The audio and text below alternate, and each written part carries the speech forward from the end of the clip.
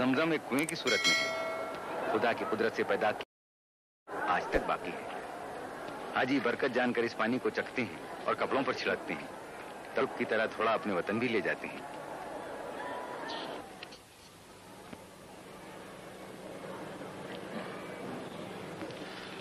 गुस्ले काबा की रस्म के बाद अरब के सुल्तान और उनके मौजूद साथी तशरीफ ले जाएं।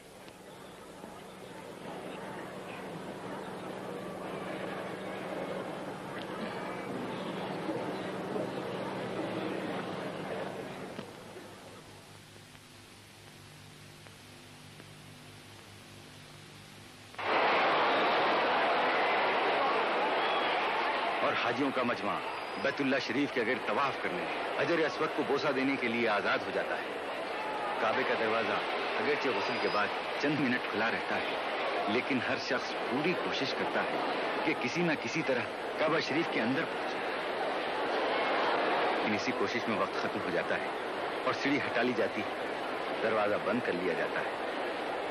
इस वक्त लगाए हुए नजर आता है, दिल में हसरत लिए, आंखों में आंसू लिए बैतुल हराम का तवाफ शुरू हो जाता है, जैसे दिल में बस यही एक ख्याल हो, दीदार के प्यासे हैं, दीदार की हसरत है, एक बार नहीं मौला 100 बार की हसरत है।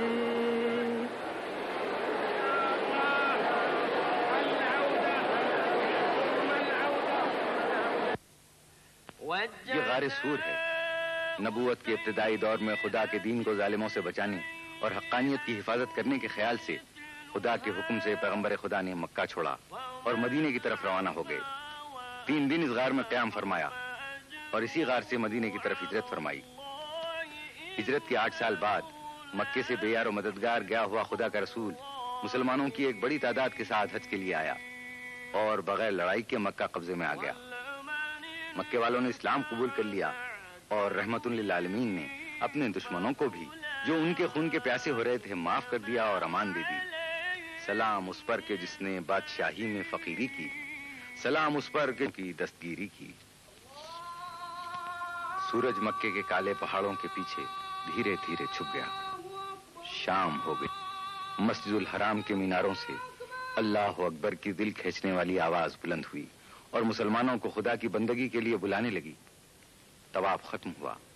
अब काबे के गिर्द तवाफ के चक्कर नहीं है, नमाज के हलके बने हुए हैं। मुसलमान जहां के सामने ही है, जिस तरफ चाहें खड़े हो जाएं। यही घर के चारों तरफ इंसानों के हलके हैं। खुदा न दिखाई दे सकता है, न किसी जगह महदूद है, इसलिए उसके नाम से मंसूब मकान की तरफ बंदों की पेशानियां झुकती हैं।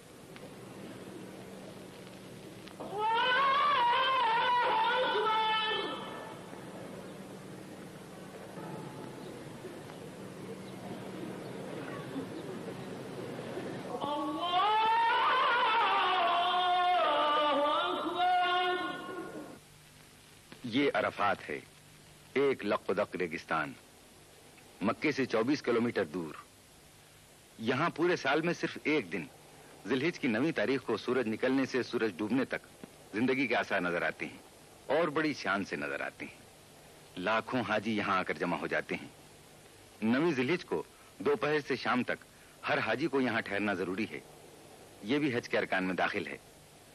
इसी जगह हुजूर सल्लल्लाहु अलैहि वसल्लम ने ज़िलहिज की 9वीं तारीख को हिजरत के 10वें साल अपने आखिरी हज के मौके पर मुसलमानों को अपने गिरद जमा करके खुतबा इरशाद फरमाया था और वसीयत फरमाई थी।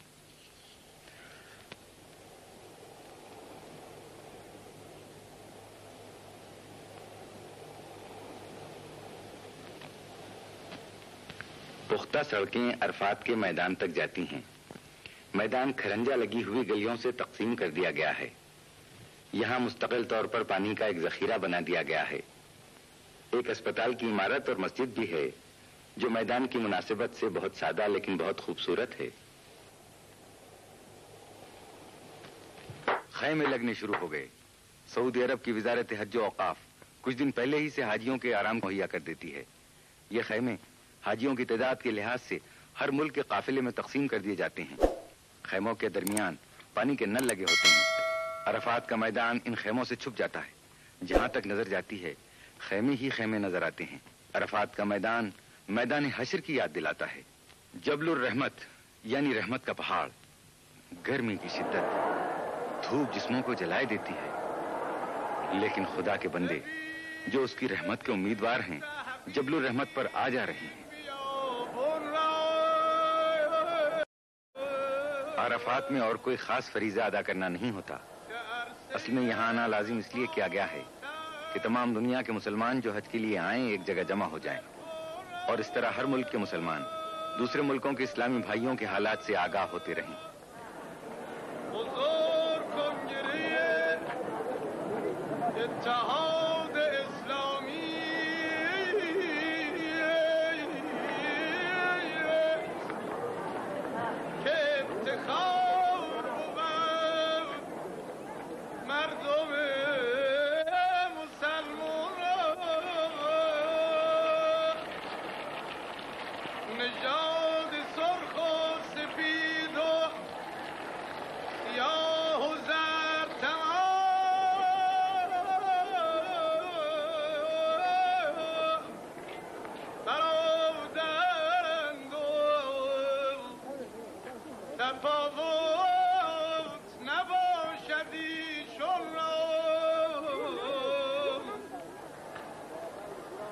زبان و ملت و کشور نمی نماید به حکم واعتصموا پیروان قرآن را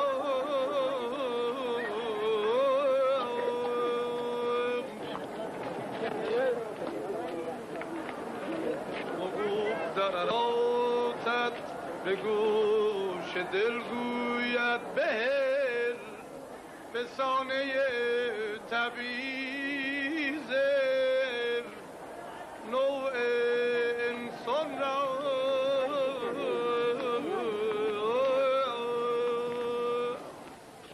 ظہر کا وقت ہے، دوپہر کے کھانے کا انتظام شروع ہو جاتا ہے۔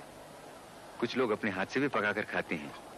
لاکھوں آدمیوں کا کھانا عرب کی گرمی اور دھوپ میں تیار کرنا آسان نہیں ہے، اسی لیے بہت عمدہ اور اعلیٰ قسم کی غذائیں تیار نہیں ہو سکتی۔ ڈاکٹر اور حکومت کے منتظمین برابر ہدایت کرتے رہتے ہیں کہ عرفات کے میدان میں سادی اور ہلکی غذا استعمال کی جائے تاکہ گرمی کی زیادتی سے ثقیل غذا تکلیف کا سبب نہ بن جائے۔ عرفات کے اس میدان میں صرف وہی حاجی نہیں ہیں جو دنیا کے دوسرے ملکوں سے آئے ہیں، بلکہ خود سعودی عرب کے بھی 10 لاکھ سے زیادہ حاجی موجود ہیں۔ عرفات کا اجتماع دنیا کا بہت ہی بڑا انسانی اجتماع ہے۔ دنیا بھر میں کوئی ایسی مذہبی یا غیر مذہبی رسم نہیں دکھائی دیتی جس میں ایک ہی وقت میں ایک ہی مقام پر اس قدر آدمی جمع ہو جاتے ہوں۔ عرفات کے اجتماع کو سالانہ اسلامی کانفرنس بھی کہہ سکتے ہیں، جس میں ہر ملک کا مسلمان دوسرے ملکوں کے مسلمان بھائیوں سے ملے اور تبادلہ خیال کرے اور اپنے دین کے اس وقار کو محسوس کرے کہ دنیا کے کتنے دور دراز گوشوں میں پھیلا ہوا ہے۔ آج کے دن ہر زائر حرم کے دل میں 9 ذی الحجہ سن 10 ہجری کی یاد تازہ ہوئی ہے۔ اسی تاریخ کو اور اسی میدان میں جب رسول پاک صلی اللہ علیہ وآلہ وسلم نے اپنے آخری حج کے وقت مسلمانوں کو جمع کیا، اونٹ پر سوار ہوئے، اللہ کا دین ماننے والوں کی کثیر تعداد دیکھی، مسلمانوں کو نصیحتیں فرمائیں۔ اپنے خطبے میں آن حضور نے خدا کی وحدانیت، دین کے احکام، دین کی حفاظت، مسلمانوں کے فرائض، عورتوں کے حقوق، اجتماعی حیثیت سے سب کی برابری، انگریزی کی ممانعت، آپس کا اتحاد و اتفاق، ہر بات پر روشنی ڈالی، ہدایت فرمائی۔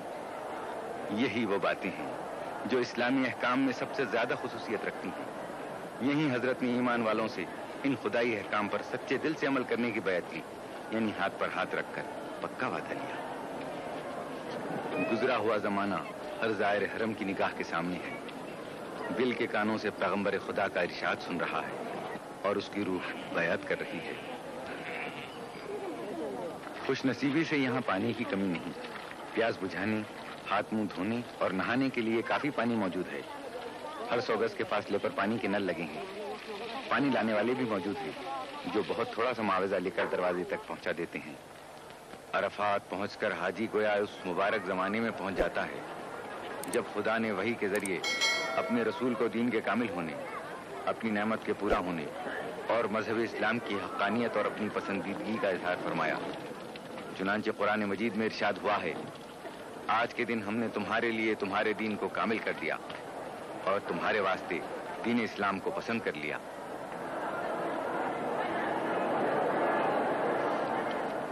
ظہر کے بعد سب حاجی اپنے اپنے خیموں میں آ گئے ہیں۔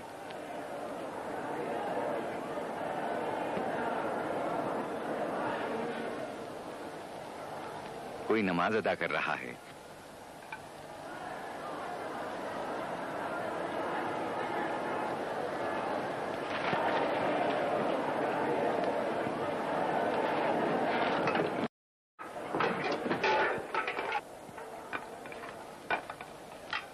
پلیٹیں سجائی گئیں، کھانا تیار ہو گیا، دیگوں سے نکالا جانے لگا۔ قافلوں کی رہنمائی کرنے والوں نے کھانا حاجیوں تک پہنچانا شروع کیا۔ یہ لوگ اپنے کام میں بہت ہوشیار ہوتے ہیں، برسوں سے یہی خدمت انجام دے رہے ہیں۔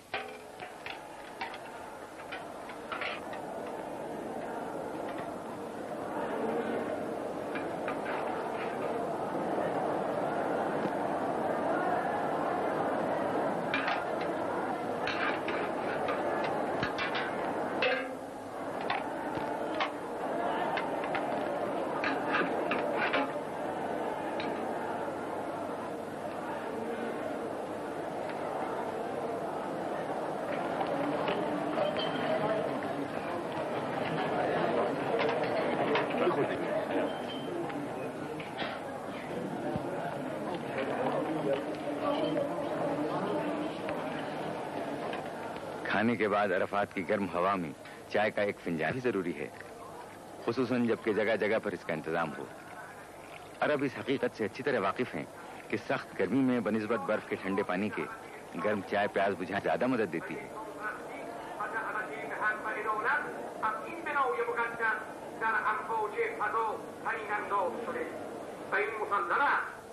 بعض قافلے اپنے ساتھ اپنے واعظوں اور خطیبوں کو بھی لائے ہیں۔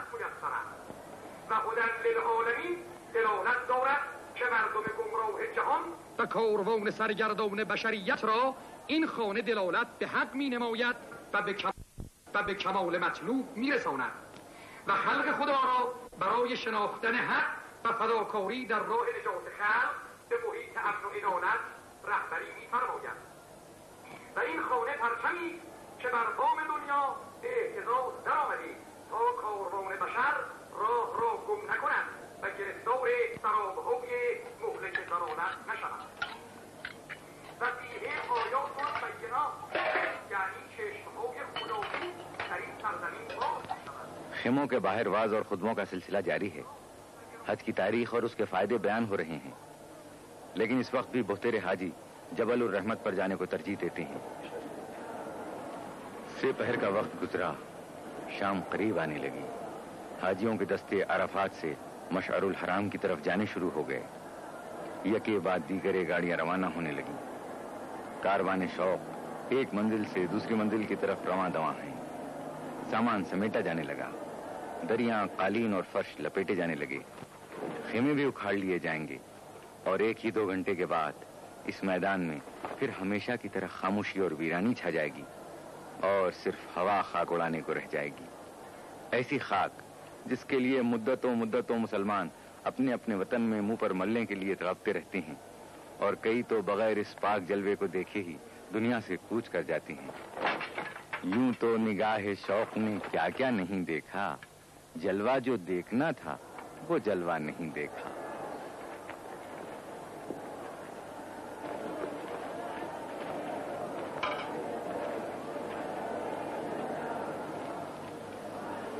خیمے اکھاڑ لیے گئے، لیکن ابھی یہ لپیٹ کر آئندہ سال کے لیے رکھے نہیں جائیں گے، بلکہ عرفات سے مینا روانہ کر دیے جائیں گے، جہاں ابھی حاجیوں کو چند روز اور ٹھہرنا ہوگا۔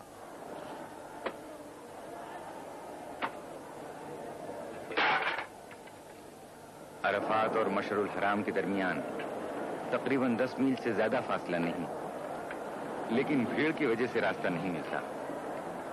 موٹروں کو اتنا سا فاصلہ طے کرنے میں 3 گھنٹے لگ جاتے ہیں۔ اس لیے بعض حاجی پیدل چلنے کو بہتر سمجھتے ہیں، کیونکہ پیدل آدمی آسانی سے راستہ نکال سکتا ہے۔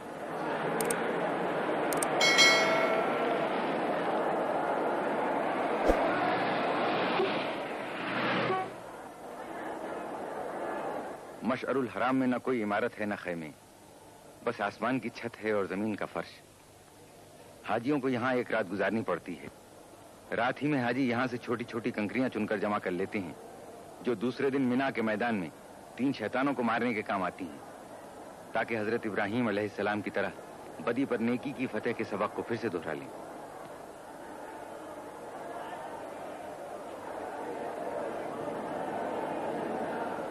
थोड़े से हाजी रास्तों की भीड़ से बचने के लिए अरफात ही में ठहर गए हैं। ये रात का खाना भी यहीं खाएंगे। आधी रात के बाद ये लोग अरफात से रवाना होंगे।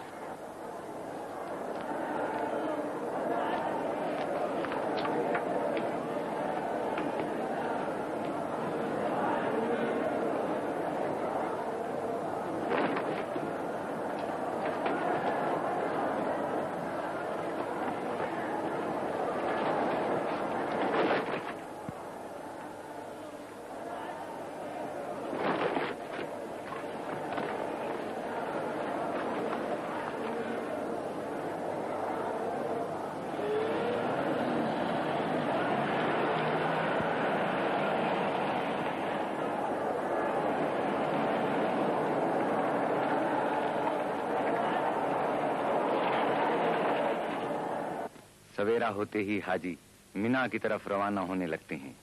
ये रसूम हज तहारत दिलो दिमाग के लिए ज़रूरी हैं।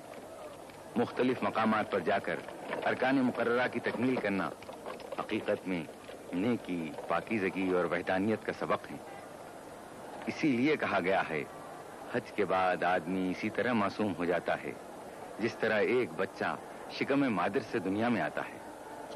ये कारवां है रवां मंजिले मिना की तरफ, ये कारवां है रवां मंजिले मिना की तरफ, करेंगे जिस जगह तजदीद रस्मे इब्राहीम, ये कारवां है रवां मंजिले मिना की तरफ, बेकार खैर से लरज़ां रहे शरे इब्लीस, के है यही शह खैरुल अनाम की तालीम, ये कारवां है रवां मंजिले मिना की तरफ।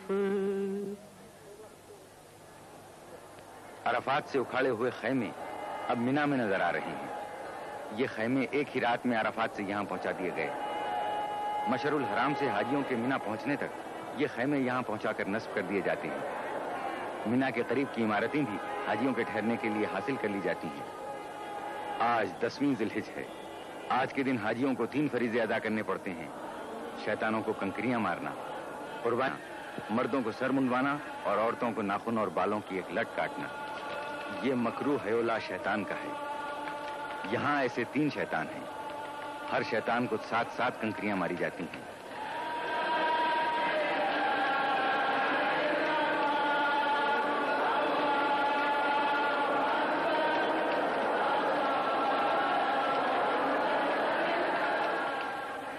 आज की ज्यादातर कंकरियां सबसे पिछले शैतान पर पड़ती हैं।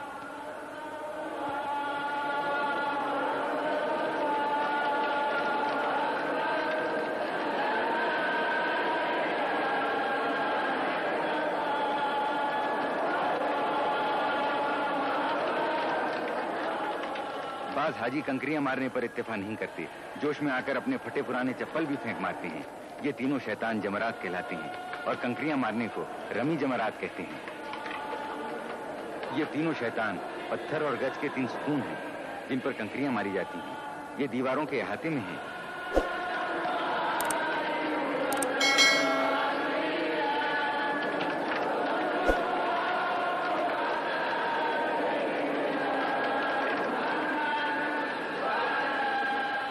بعض حاجی اپنے معلم یعنی رہبر سے کنکریاں مارنے کا طریقہ پوچھتے ہیں تاکہ نشانہ خالی نہ جائے اور فریضہ پورا ہو. بعض اپنی کنکریاں بار بار گنتے ہیں تاکہ اطمینان ہو جائے کہ تعداد سے زیادہ یا کم تو نہیں ہے. کنکریاں مارنے کا وقت 3 دن تک ہے، مگر سب حاجی ایک ہی دن میں یہ فرض ادا کر لینا چاہتے ہیں اور بڑے جوش میں ہوتے ہیں، لیکن اتنے آدمی ایک ہی دن میں یہ کام ختم نہیں کر سکتے. یہ سلسلہ 3 دن تک جاری رہتا ہے.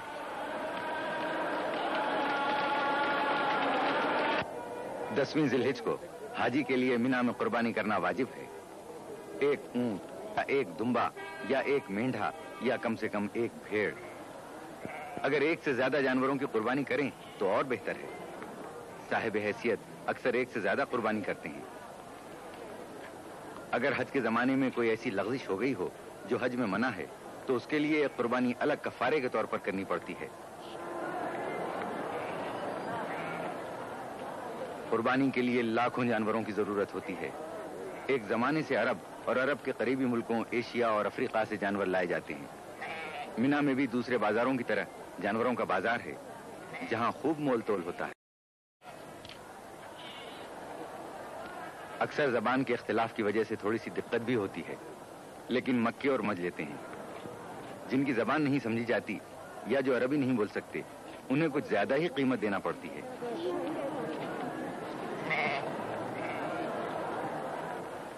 قربانی کا فرض ادا ہونا شروع ہو گیا. یہ قربانی حج کی قربانی ہے. عید قربان اس کے علاوہ ہے. جو لوگ خود ذبح نہیں کر سکتے ان کی طرف سے قصاب ذبح کر دیتے ہیں. قربانی دینے والے صرف ہاتھ لگا دیتے ہیں. ہر سیکنڈ قربانی کیے ہوئے جانوروں کی تعداد بڑھتی جاتی ہے اور جگہ کی تنگی ہوتی ہے.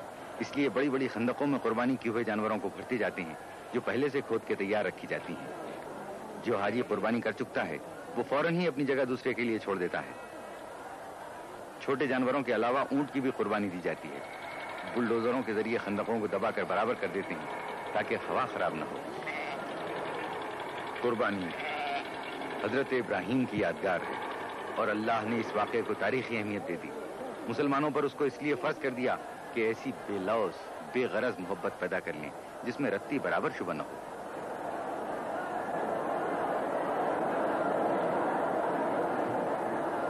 رمی جمرات، قربانی اور سر منڈوانا، جب یہ تینوں کام جاتے ہیں تو اب حاجی کہلانے کا مستحق ہو جاتا ہے. حج کے باقی اعمال میں صرف اتنا اور باقی رہ جاتا ہے کہ مینا سے روانگی سے پہلے دوبارہ رمی جمرات کرے، پھر مکہ واپس جا کر کعبے کے گرد 7 بار طواف کرے اور صفا اور مروہ کے درمیان صحیح کرے.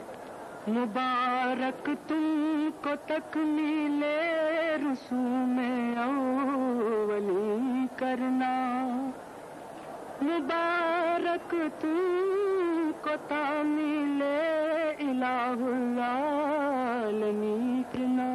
خدایا ہر مسلمان کو یہ روزے باسعادت دے، دیا شوق زیارت سب کو توفیق زیارت دے.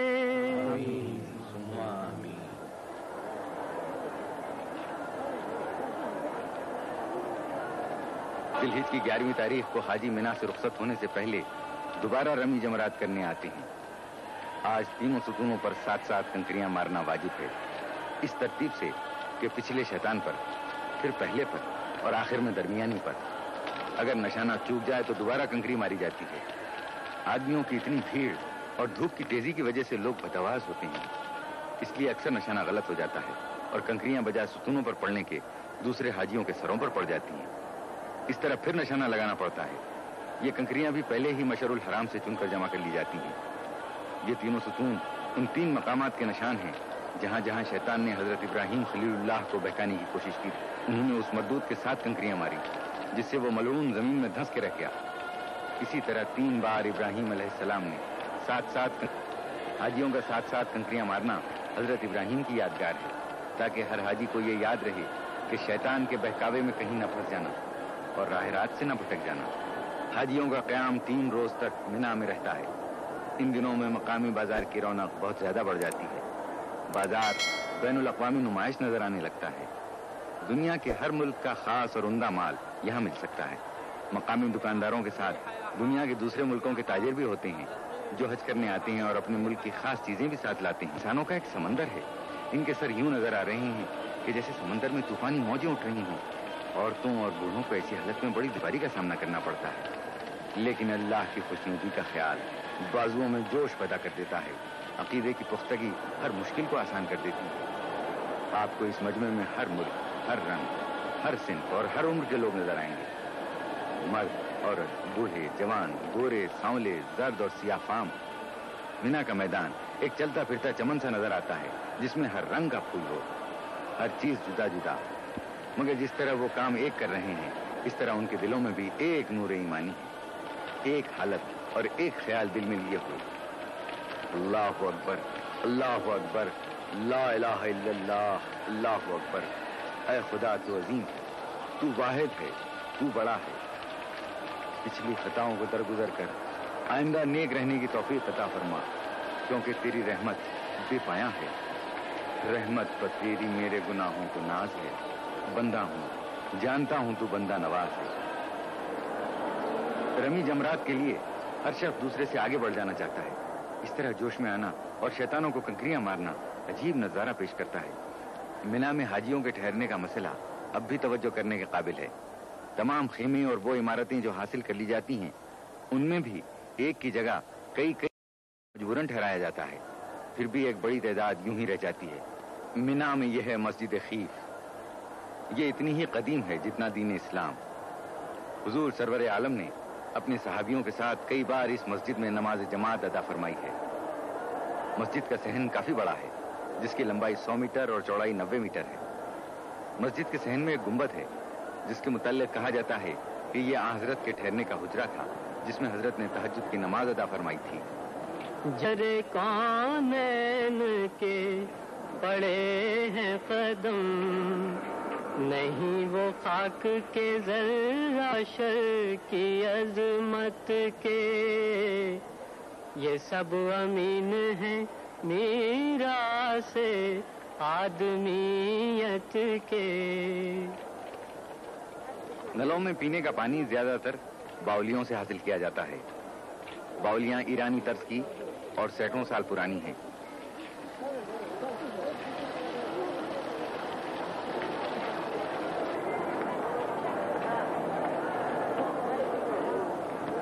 یہاں ایک بہت ہی خاص اور مشہور باولی بھی ہے.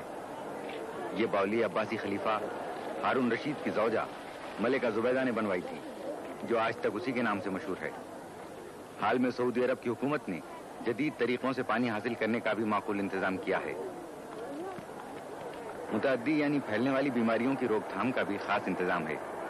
سعودی حکومت کی وزارت صحت کی طرف سے ایک کیمپ قائم کر دیا جاتا ہے. اس محکمہ کے لوگ دن میں کئی بار آ کر تمام دکانوں میں، خیموں میں، عمارتوں اور مکانوں میں دوا چھڑک جاتے ہیں.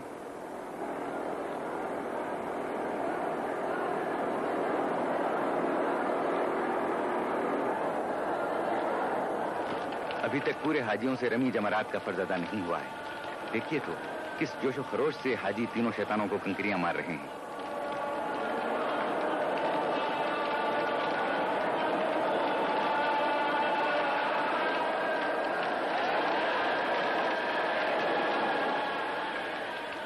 شیطان کنکریوں میں ڈوب گئے ہیں. یوں لگتا ہے جیسے شیطان لعنت کے سمندر میں غرق ہو کر رہ گیا ہو.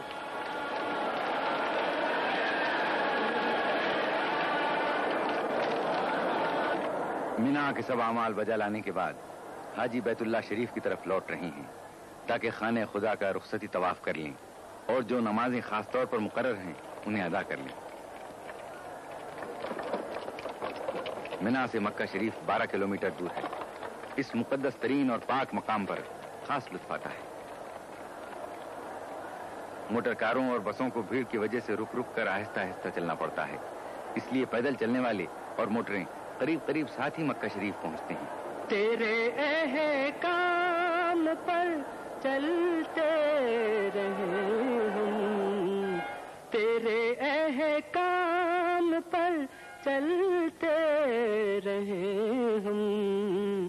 یہی ہے مدعا دل کا ہمارا، یہی ہے مدعا دل کا ہمارا کریمہ داورا پروردگارا. ہم ایک بار پھر مسجد الحرام کے درمیان کعبہ معظم کی زیارت کے لیے حاضر ہوئے. مسجد الحرام کی وسیع عمارت کے درمیان کعبہ دل کی حیثیت رکھتا ہے.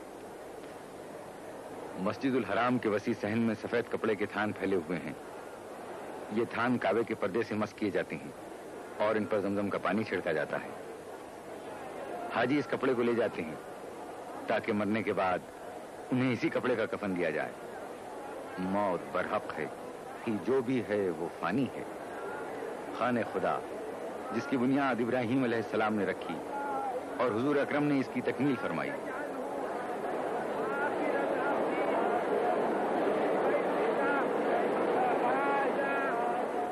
مسجد الحرام کے صحن میں بہت اعلیٰ درجے کے قیمتی سنگ مرمر کا شاندار منبر ہے جو ترکی کے عثمانی سلاطین کا بنایا ہوا ہے.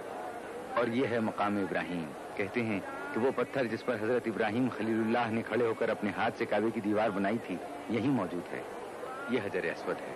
حضرت محمد مصطفیٰ صلی اللہ علیہ وآلہ وسلم نے اپنے دست مبارک سے کعبے کی دیوار کے دو پایوں کے درمیان نصب کیا. کعبے کا غلاف سیاہ رنگ کے موٹے بنے ہوئے ریشم کا پردہ ہے جو خانہ خدا کو اپنی آغوش میں لیے ہوئے ہے. یہ کعبے کے اوپر سے نیچے تک چاروں طرف لپٹا ہوا ہے. اس میں بڑی کاریگری سے بنائی میں نہایت خوشخط قرآنی آیتیں تحریر کی گئی ہیں. آیتیں وہی ہیں جو اللہ تعالیٰ کی طرف سے حج کے احکام اور تمام دنیا کے مسلمانوں کو آپس میں اتحاد و اتفاق قائم کرنے کی تعلیم دیتی ہیں. یہ پورا پردہ ہاتھ کا بنا ہوا ہے. اس فلم کی تیاری کے موقع پر جب ہمارے کیمرامین نے مسجد الحرام کی عکاسی شروع کی تو آسمان بالکل صاف تھا، لیکن یکایک بادل آنے شروع ہوئے اور دیکھتے ہی دیکھتے سارا آسمان بادلوں سے ڈھک گیا. مشتاق تجلی کو بس ایک تجلی دے، بڑھ جائے طرف دل کی کچھ ایسی تسلی دے. مشتاق تجلی کو بس ایک تجلی دے.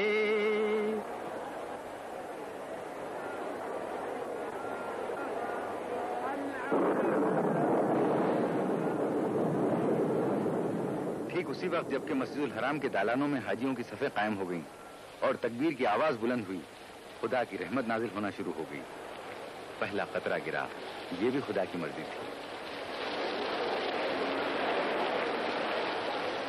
جو لوگ مسجد الحرام کے صحن میں تھے اور کعبہ شریف کا طواف کر رہے تھے وہ بھی نماز کی صفوں میں شامل ہو گئے اور عصر کی نماز شروع ہو گئی.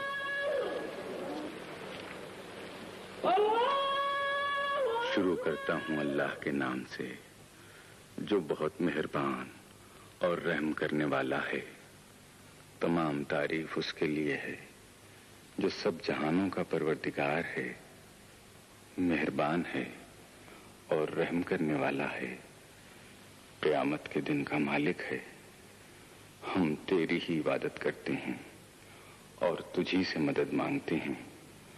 ہم کو سیدھے راستے کی ہدایت فرما، ان کا راستہ جن پر تم نے اپنی نعمتیں نازل کی، ان کا راستہ نہیں جن پر تیرا غضب ہوا اور جو بھٹک گئے. شروع کرتا ہوں اللہ کے نام سے جو بڑا مہربان اور رحم کرنے والا ہے. کہہ کہ اللہ ایک اور صرف ایک ہے. اللہ بے نیاز ہے، نہ وہ کسی سے پیدا ہوا اور نہ اس سے کوئی پیدا ہوا. ہرگز کوئی اس کا سا نہیں. وہ اپنی شان اور حیثیت میں اکیلا ہے. جیسے ہی نماز ختم ہوئی بارش بھی تھم گئی، بادل چھٹ گئے. پانی کے قطرے کعبہ شریف کے پرنالے سے اب بھی گر رہے تھے. سورج کی روشنی میں زیادہ چمک آ گئی، گویا ان لوگوں کی پاکیزہ دلوں کی روشنی نظر آنے لگی جو حرم خدا کے کبوتروں کی طرح بھولے والے سلو آشتی کا نمونہ بنے ہوئے اپنے پروردگار کا حکم پورا کرنے کے لیے دور دراز ملکوں سے آ کر جمع ہو گئے ہیں.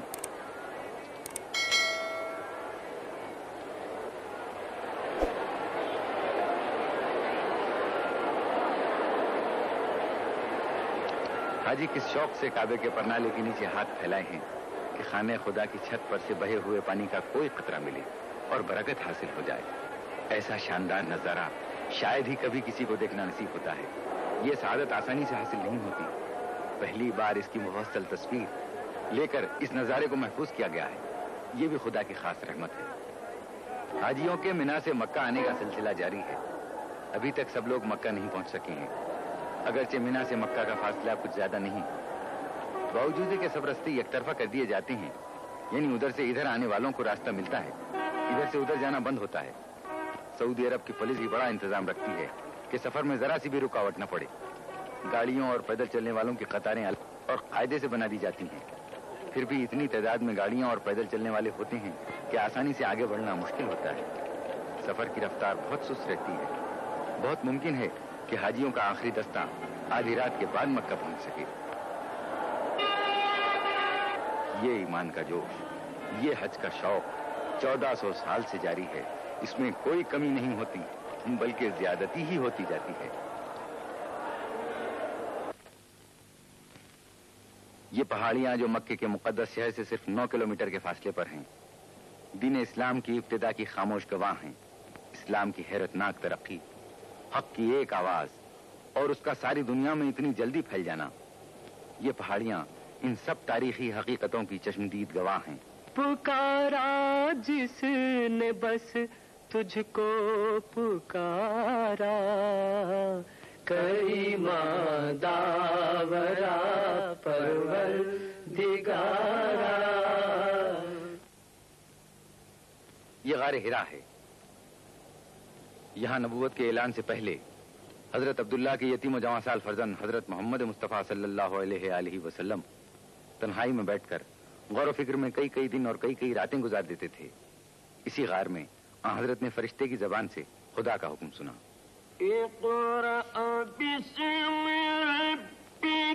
پڑھو اپنے پالنے والے کے نام سے جو سب سے عظیم ہے. سب کچھ پیدا کیا، انسان کو جمے ہوئے خون سے پیدا کر دیا.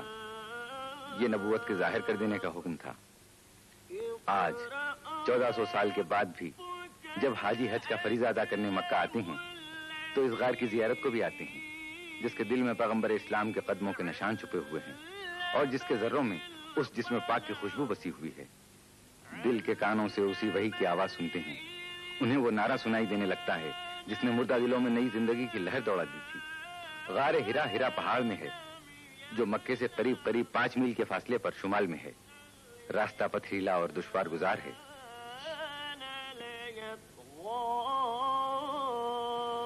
یہاں سے ہم پھر مینا جاتے ہیں. اب مینا بالکل خالی، خاموش. جوتے اور کنکریاں کھا کر بڑا شیطان بھی چپ ہے. دوسرے شیطان بھی چپ چاپ کھڑے آئندہ سال کا انتظار کر رہے ہیں جبکہ پھر حاجی آئیں گے اور تینوں شیطان ان کے ہاتھوں کی ماری ہوئی کنکریوں میں چھپ جائیں گے. سال بھر تک اپنے جسموں پر لگے ہوئے کنکریوں کے داغ مٹائیں گے تاکہ اگلے سال اور تازہ داغ کھا سکیں. مینا ساری دنیا میں اکیلا شہر ہے جو سال بھر میں صرف 3 دن تک پورے جوش و خروش کے ساتھ یہ جاگتا ہے اور پھر سال بھر کے لیے آس پاس کی پہاڑیوں کے دامن میں منہ چھپا کر موت کی نیند سو جاتا ہے. قدرت کا شاید یہ بھی منشا ہو انسان اس سے عبرت حاصل کرے کہ آدم سے پہلے یہ زمین خاموش تھی، ویران تھی. پھر آدم اپنے گناہوں کی پاداش میں زمین پر بھیجے گئے. ویرانیاں زبردست آبادیوں میں تبدیل ہو گئیں. نیکی و بدی کی جنگ ہوتی رہی. پھر ایک دن آئے گا، سور پھونکا جائے گا، قیامت آئے گی. سارے انسانوں سے دنیا ایک بار پھر خالی ہو جائے گی، سنسان ہو جائے گی.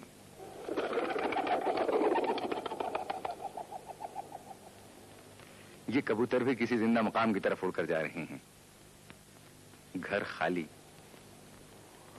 کام کرنے کی مشینیں جیسے مردہ، مساجد چپ.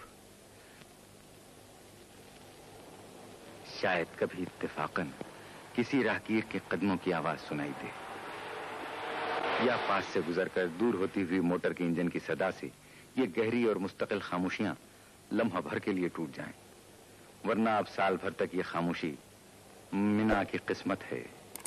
ہے سارے جہاں سے نرالا، یہ منظر ہے سارے جہاں سے نرالا، حقیقت کو دیکھے کوئی آنکھ والا، عرب اور عجم ہے سبھی ایک صف میں، نہ آقا نہ خادم نہ گورا نہ کالا، نہ آقا نہ خادم نہ گورا نہ کالا، نہ فخر امارت نہ شرم غریبی، نہیں کوئی معیار ادنا و اعلیٰ، نہیں کوئی معیار ادنا و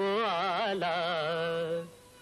دبستان وحدت میں تقسیم گم ہے، منو تو کی تفریق و تعلیم گم ہے، منو تو کی تفریق و تعلیم گم ہے۔